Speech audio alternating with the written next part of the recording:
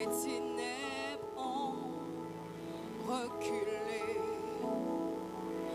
devant l'œuvre de la croix, devant l'agneau immolé qui s'est sacrifié pour moi. Que le faible dise je suis fort, que le pauvre dise je suis riche, et l'aveugle dise je peux voir ce que Jésus a fait pour moi.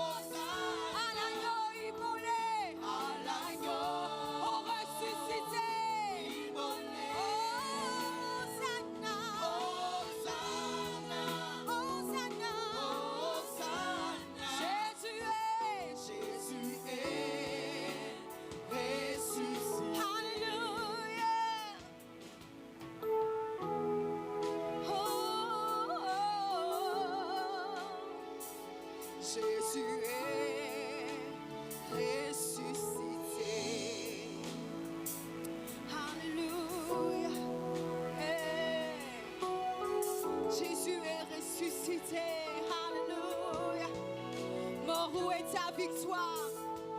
Oh, alléluia. Notre Dieu est ressuscité. Il est ressuscité pour notre victoire. Il est ressuscité pour notre vie. Il est ressuscité pour notre guérison. Oh, alléluia.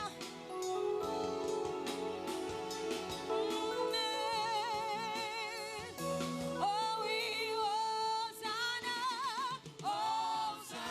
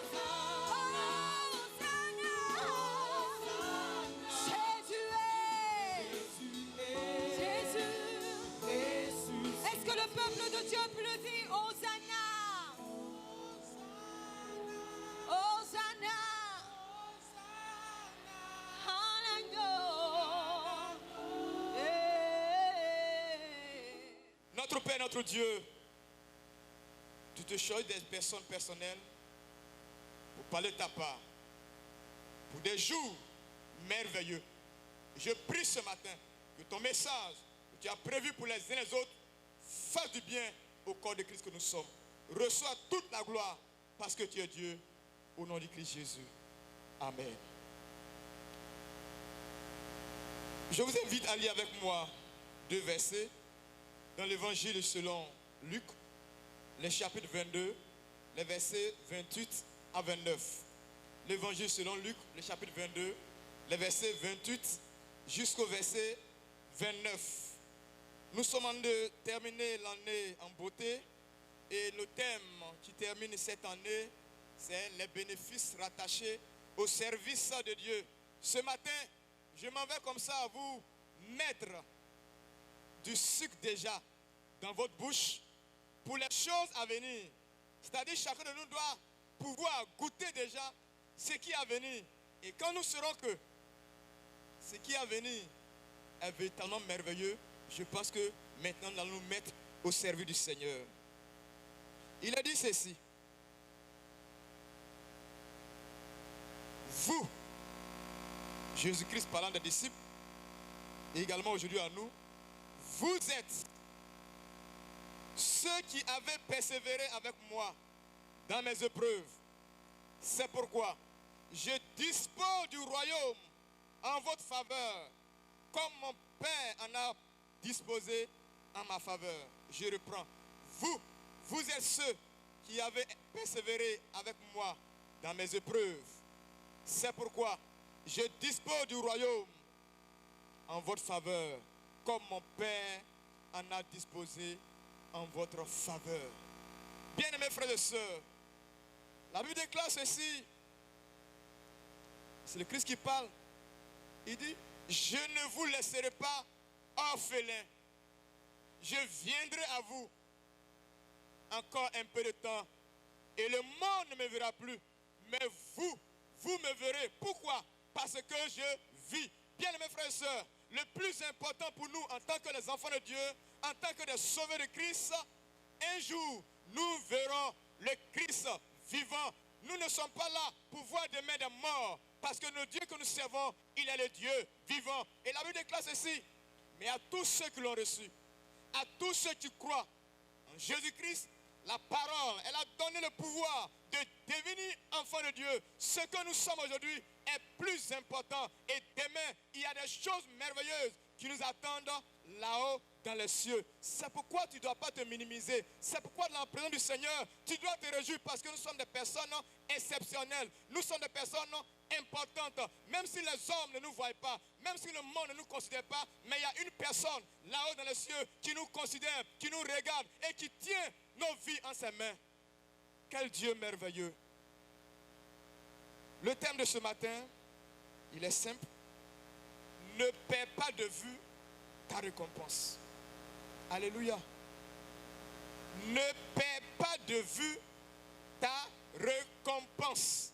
En abordant ce thème, l'objectif que nous voulons atteindre, c'est de nous amener à réaliser que de grandes choses nous attendent là-haut dans le ciel.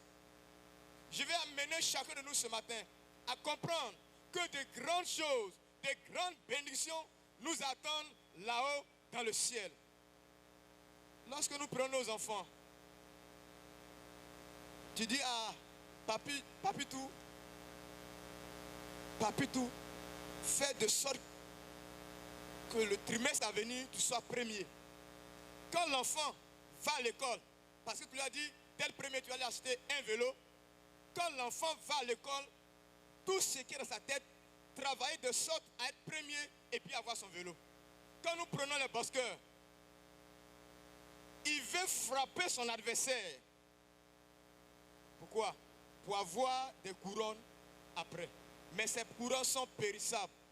Mais les couronnes que le Seigneur nous réserve dans le ciel de gloire, ces couronnes que Dieu réserve à tous ceux, à toutes celles qui l'auront servi de tout leur cœur, ces couronnes-là sont impérissables. Ces couronnes vont demeurer éternellement. Et ce que je veux inviter chacun de nous ce matin à pouvoir rechercher en tant que des vivant. Quand nous parlons de récompense, c'est un bien que l'on fait à quelqu'un en reconnaissance d'un service rendu. La récompense, c'est un bien que l'on fait à quelqu'un, et ici c'est Dieu qui nous fait ce bien en reconnaissance d'un service ou d'une action que tu poses. Le texte que nous avons lu ce matin, l'événement qui a précédé ces deux versets, c'était le souci des apôtres de savoir au milieu d'eux qui est le plus grand. Les disciples voulaient savoir qui était le plus grand parmi eux. Et le Seigneur Jésus-Christ va se saisir de cette interrogation pour leur faire savoir que celui qui est le plus grand, c'est celui qui se met au service des autres. Et Christ lui-même l'a fait, étant sur la terre des hommes, étant avec les disciples, il a eu à laver les pieds de ses disciples pour montrer combien de fois nous devons nous mettre au service des autres. Et ensuite, le Seigneur va leur ouvrir les yeux sur les récompenses dans le ciel qui sont rattachées à leur service étant sur la terre. Voyons rapidement notre premier point de ce matin, les récompenses qui attendent les disciples ou tout chrétien. Les récompenses qui attendent les disciples ou tout chrétien. Comme le texte de base nous le dit, la première des choses que nous soulignons dans ce texte, Dieu met son royaume à notre disposition. Alléluia. Dieu met son royaume à notre disposition. Il dit, c'est pourquoi je dispose du royaume en votre faveur. Un lieu de béatitude, un lieu de félicité, le paradis éternel. Nous serons dans ce lieu avec tous les saints. Ce lieu, il n'y aura plus de peur. Ce lieu, il n'y aura plus de pleurs. Ce lieu, il n'y aura plus de maladie. Dans ce lieu, il n'y aura plus de souffrance. C'est pourquoi je t'invite ce matin à servir le Seigneur de tout ton cœur afin d'être dans ce lieu un bon jour. La deuxième des choses que nous soulignons de ce texte, Dieu nous réserve un restaurant gratuit. Les restaurants qui sont sur cette terre, tu peux pas rentrer et puis manger, essuyer ta bouche et puis sortir sans rien donner. Il faut donner de l'argent. Mais ce que le Seigneur nous réserve dans le ciel, il nous réserve un restaurant gratuit. Un restaurant où nous pouvons manger de tout.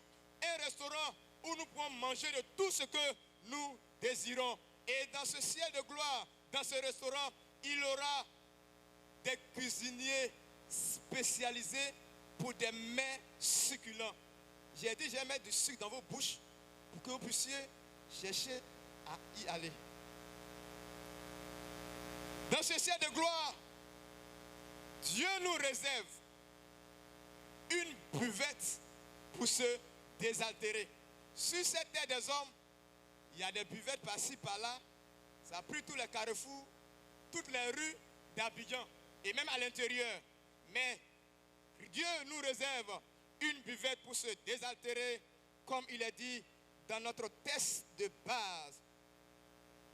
Il est dit ceci, vous mangez et buviez. Dans ce ciel de gloire, la sucrerie ne pourra plus nous donner du diabète. Non. Et dans le ciel de gloire, ce n'est pas Drogba qu'on va le boire. Ce n'est pas ce nouveau joueur qui vient à Hilaire qu'on va le boire. Ce n'est pas Gervinho.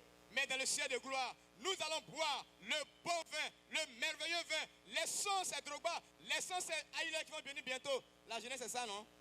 C'est le plus joueur, c'est le grand joueur actuellement. Frères et sœurs, laissons cela à ce monde parce que nous ne sommes que des pèlerins. Autre chose que le Seigneur nous réserve, selon ce que nous avons lu ce matin, Dieu nous réserve des trônes élevés. Des trônes élevés.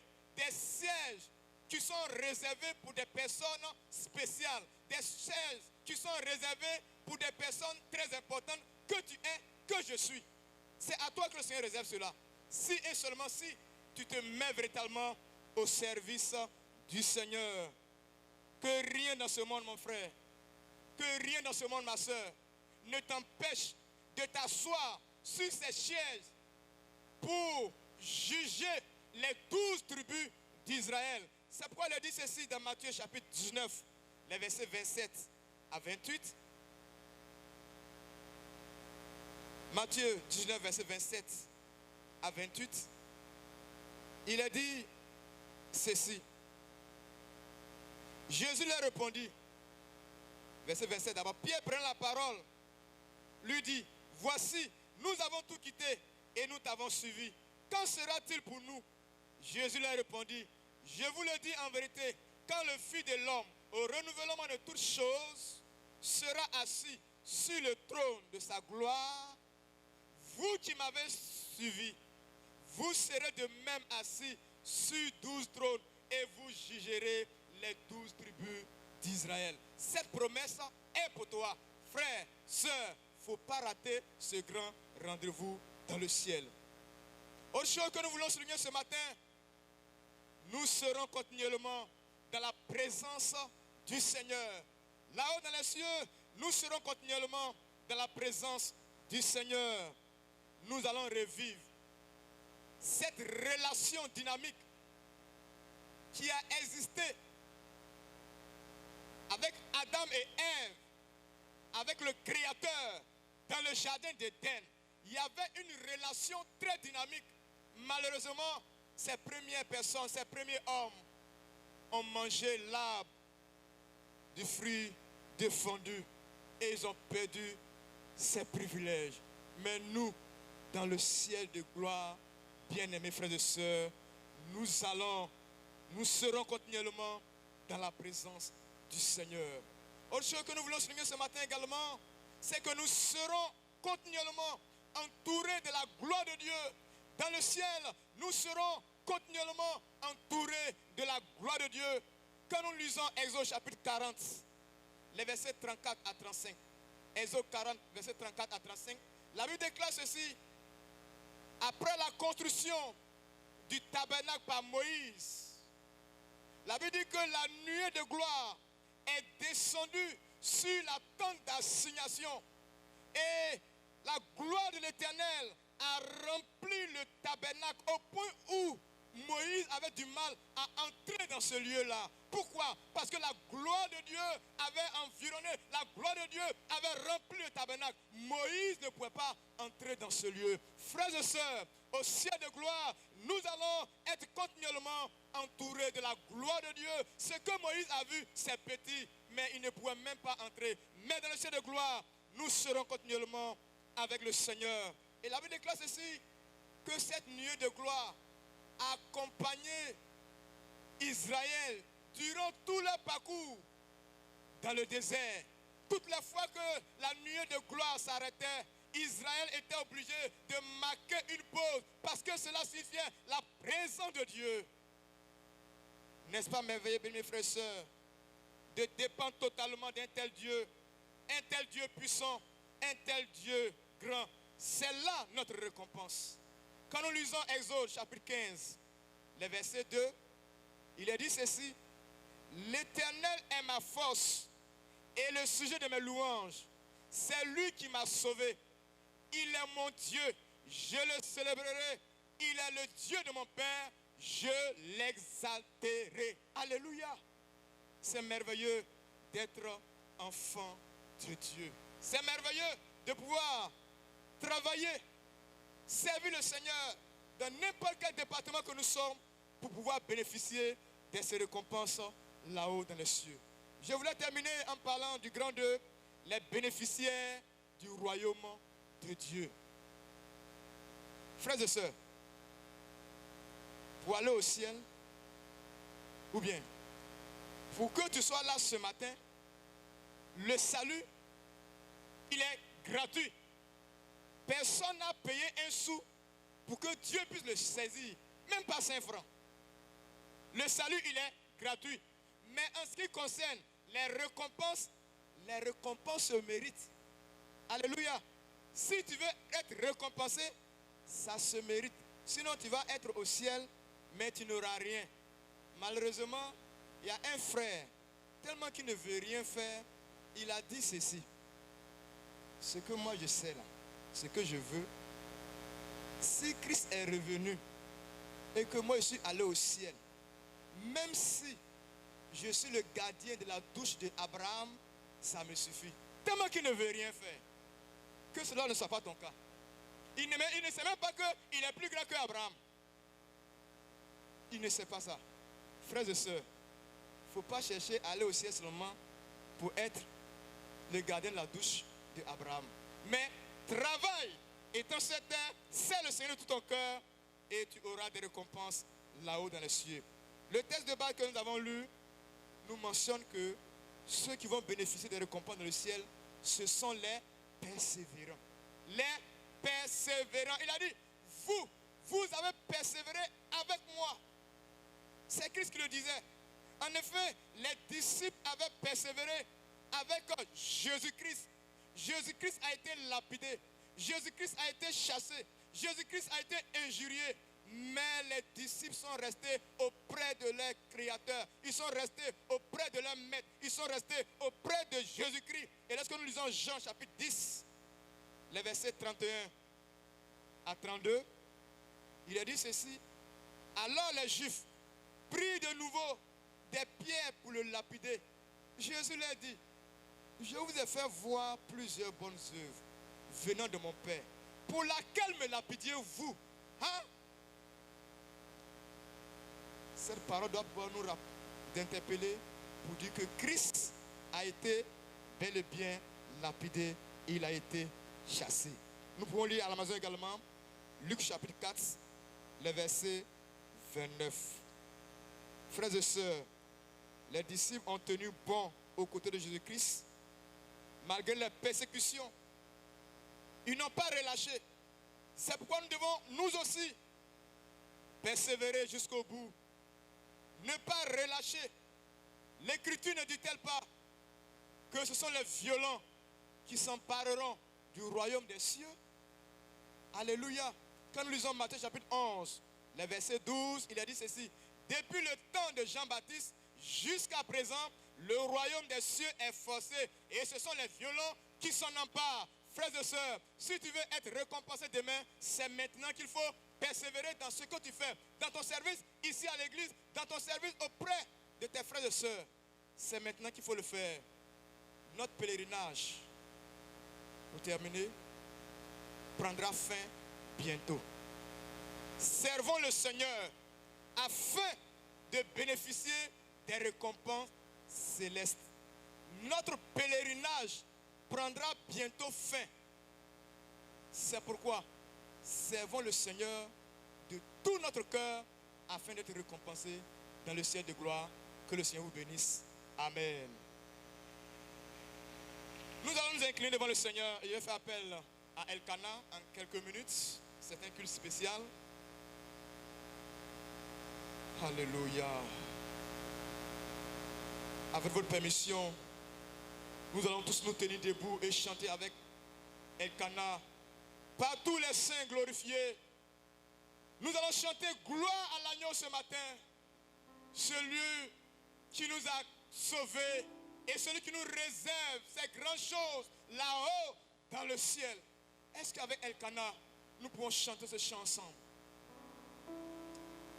Merci Jésus.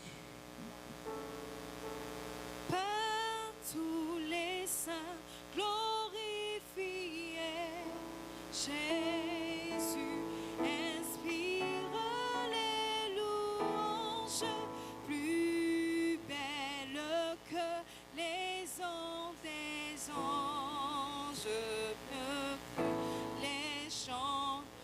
Gloire à l'agneau,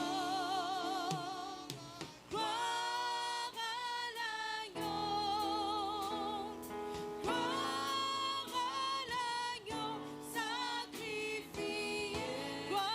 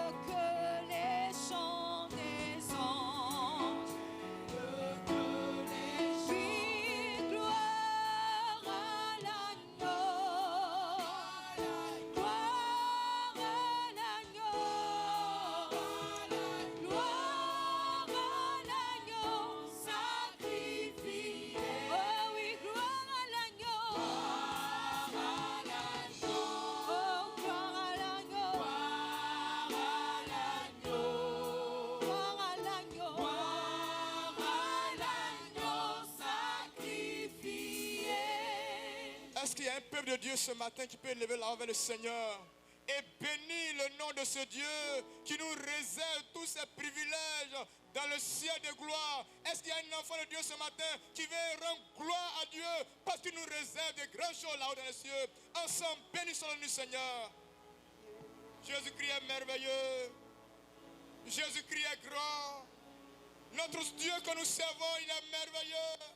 Et il nous réserve des choses importantes, des choses extraordinaires, là-haut dans les cieux, où il n'y aura plus de pleurs, où il n'y aura plus de maladies, où il n'y aura plus de souffrance. Nous bénissons le nom de ce Dieu, à qui nous appartenons, à qui nous appartenons. Tu es le Dieu grand, tu es le Dieu merveilleux. Merci pour ce que tu nous réserves, là-haut dans les cieux, là-haut dans les cieux. Sois glorifié, sois célébré, sois magnifié. Mon âme bénit ton nom.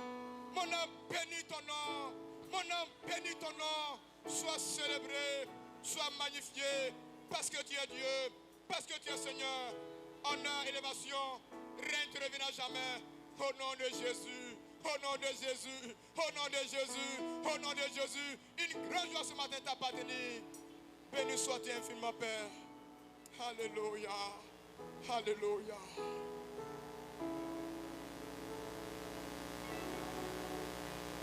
Dans ce recueillement, je vais demander à l'ancien Opo qui va venir prier le Seigneur pour le peuple de Dieu, que le Seigneur nous aide à persévérer jusqu'au bout et prier le Seigneur pour le peuple de Dieu par rapport à ce message. Oui, notre Père et notre Dieu, nous voulons ce matin te bénir, te rendre toute la gloire de ce qu'un jour tu t'es souvenu de nous afin de faire de nous ton peuple, afin de faire de nous ton troupeau, parce que tu nous aimes. Et pour nous, tu as déployé, Seigneur, ta puissance, tu as déployé tes faveurs. Merci de ce qu'en toi, nous avons une espérance qui ne peut se flétrir, une espérance qui ne peut mourir, une espérance vraie. C'est pour cela ce matin, nous voulons joindre nos voix à celles des anges, des archanges, des chérubins. Nous prosternons devant toi pour rendre gloire à ce Dieu qui est une réalité. C'est toi qui es l'auteur de notre choix, l'auteur de notre espérance. Ce monde ne peut rien nous donner. L'argent ne peut rien nous apporter. Le véritable bonheur, c'est en toi qu'on le trouve. C'est pour cela ce matin, nous sommes dans la joie de savoir que nous ne sommes pas des étrangers aux choses de Dieu, mais nous sommes des gens de la maison de Dieu. Nous rendons gloire à ton nom, parce qu'en toi, nous sommes bénis et nous serons toujours bénis. Gloire à toi encore pour ce message que nous avons reçu, qui stimule notre foi. Je te prie que cette parole puisse germer dans notre cœur, afin que nous restions fidèles jusqu'au bout, que nous persévérons jusqu'au bout, parce que c'est celui qui persévérera jusqu'au bout qui sera sauvé. Soutiens ton peuple, bénis ton peuple, malgré les vents et marées, malgré les traits enflammés de Satan, nous sommes plus que vainqueurs. Nous te rendons gloire et nous te bénissons au nom de Jésus. Amen.